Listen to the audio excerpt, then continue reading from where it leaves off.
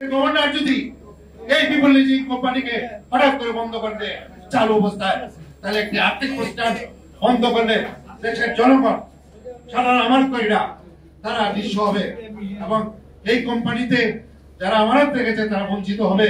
অন্যদিকে এই কোম্পানি যারা লুটে পেটে টাকা নিয়ে গেছে হাজার হাজার কোটি টাকা, তারাই লাভবান হবে।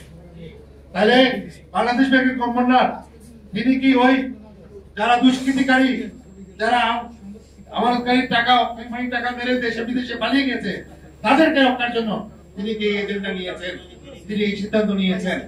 তাই আমরা অনুরোধ করব মাননীয় প্রধান উপদেষ্টা এই অন্তর্বর্তীকালীন সরকারের সফলতার পাশাপাশি যদি এই আর্থিক প্রতিষ্ঠান বন্ধ করে দেওয়া হয় তাহলে দেশের জনগণ বঞ্চিত হবে, বর্তমান সরকারের ভাবমূর্তি নষ্ট হবে।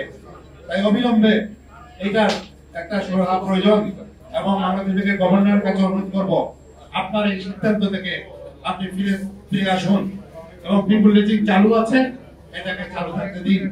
এটাই আমাদের সকলের। পিপল লিজিং বন্ধ কেন বাংলাদেশ ব্যাংকের গভর্নর আপনি পিপল লিজিং বন্ধ করতে চান কেন? পিপল লিজিং বন্ধ করা যাবে না।